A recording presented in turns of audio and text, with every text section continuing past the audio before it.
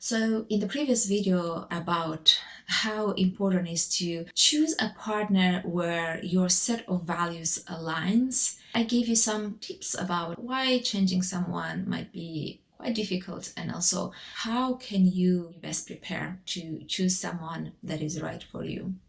In this video, I thought I'm going to elaborate a little bit about why some people might stay in unhealthy relationships or with someone with which they don't fully align. When you look at a relationship, especially those that are very volatile, very dynamic, with super highs and really terrible times, this is the trick, these super high times that give you this dopamine rush, this moment of connection, and it feels so great. And finally, after a fight especially, that is like seems so soothing, and yes, there is somebody there, and that scared part in there that was afraid that it might lose the relationship, might lose the person, that it's gonna be abandoned, lost, left alone, it's back and it's reassured. That makes it very tricky for someone to leave an unhealthy relationship. Why is that?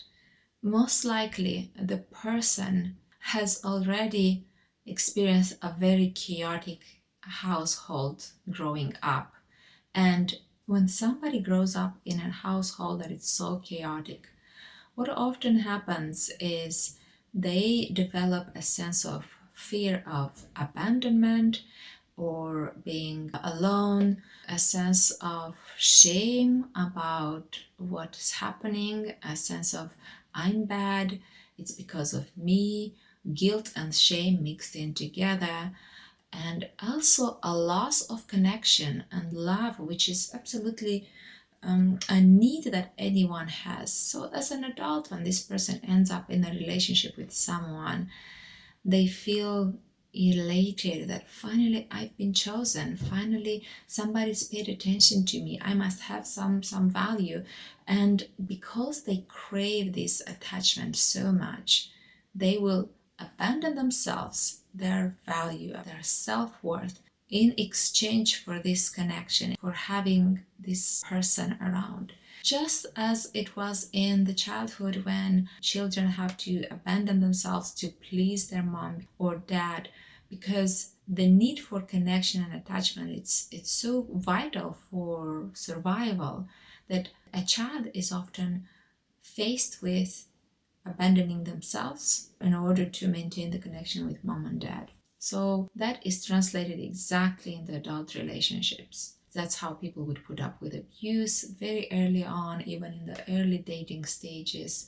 That's when people would give in and compromise and do things that maybe they are not ready or would rather not do. And then, whenever there is a fight or an argument, that fear of abandonment, of being rejected, is activated, and that feels very threatening to the system, because often what we experience in the childhood becomes a sort of a blueprint that we bring into the adulthood, and it doesn't serve us anymore. So it's a what was adaptive back there, it's maladaptive here. However, unexamined and unhealed, especially there is an emotional wound behind that, which is often the case, then that seems to run our lives in the present. So whenever there is a misalignment with a person, and you see clearly that no, this is not the right person for me, this is not how I want to be treated. Having a family is really important for me, having kids, it's actually very important for me, but the fear of losing this person, of losing this relationship and being all alone again, feels so threatening that the person will compromise value after value after value, to the point where there's again that sense of losing yourself for the sake of the relationship. This cannot end up well. I can guarantee you this cannot end up well. And unless there is a very clear awakening, and even this relationship have hope if both people are interested in working on themselves, on healing whatever needs to be healed, and on prioritizing the other person and prioritizing this relationship and the connection they have. Why this is so important, especially is because of how then this will impact further down the line your children. And when you're young, it's really difficult to think about children and further in life and how that might look, because you're just at the beginning and everything seems wonderful and hopeful. And it's great, it's a great period, and there should be this very hopeful and positive outlook on life in order to thrive. However, bear in mind then that some of these experiences can really have a long-term impact. So that is in a nutshell